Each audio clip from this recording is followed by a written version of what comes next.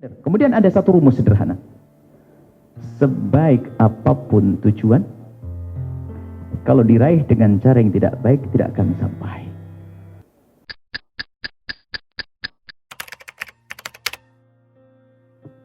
Menjadi kaya itu sudah ditentukan oleh Allah.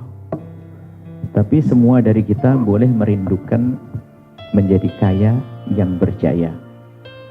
Suatu ketika ada satu orang fakir. Dia melihat orang kaya banyak berderma.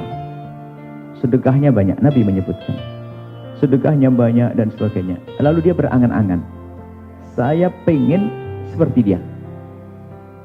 Lalu dia berusaha untuk menjadi orang kaya. Tapi ada contohnya. Maka dikatakan, biarpun dia tidak menjadi kaya kok mati duluan, dia sudah mendapatkan pahala yang sama seperti dia. Gitu loh. Jadi kalau sukses beneran, maka dia telah benar niatnya, maka dia akan sampai seperti dia. Jadi yang penting saat ini adalah kita bercita-cita kaya itu tujuannya apa? Nah itu, kalau kita mencontoh apa yang kita tahu? Apakah saya hanya melihat tetangga saya pakai moneng keren, mobil mewah, saya ingin kayak dia? Nggak benar niatnya. Jadi boleh kita menjadi kaya, kan Nabi menyebutkan orang mukmin yang kuat lebih dicintai oleh Allah. Kuatnya bagaimana? Ya dicari kekayaan ya benar. Kemudian ada satu rumus sederhana. Sebaik apapun tujuan, kalau diraih dengan cara yang tidak baik, tidak akan sampai.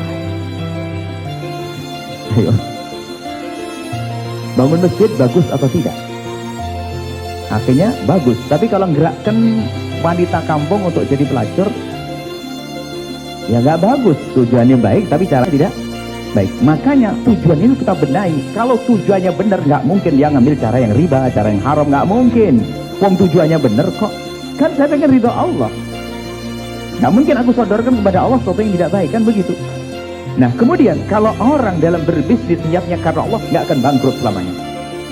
Niat pasti berhasil karena niatnya benar. Kenapa? Kalau belum terlihat hasil di dunia, sudah dapat pahala di akhirat. Ayo. Mana yang kita inginkan?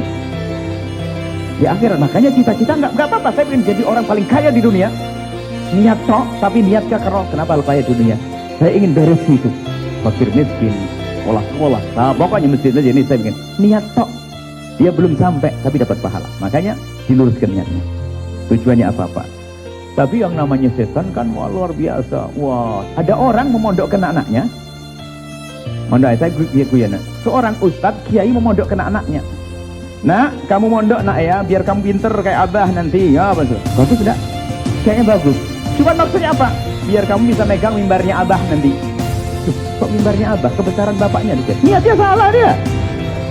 Bukan karena Allah. Niatnya hanya pengen mempertahankan tahta ayah handanya yang kiai gede terkenal. Loh, kelihatannya makanya niat itu penting. Kelihatannya wah saya berjuang karena Allah. Benar enggak? Urusan pribadi loh dengan Allah ini.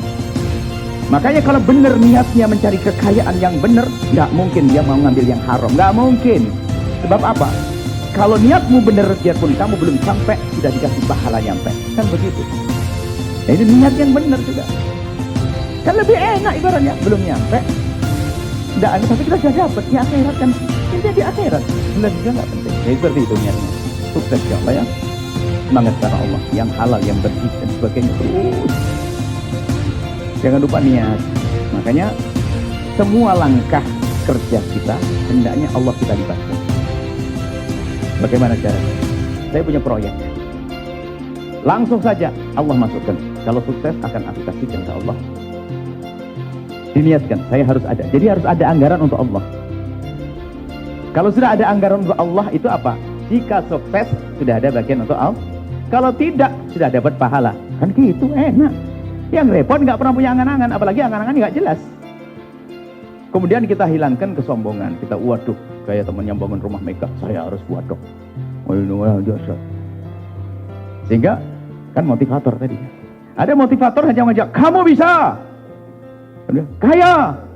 Bukan itu. Saya selamat. Tadi apa? Selamat akhirat kan begitu ya.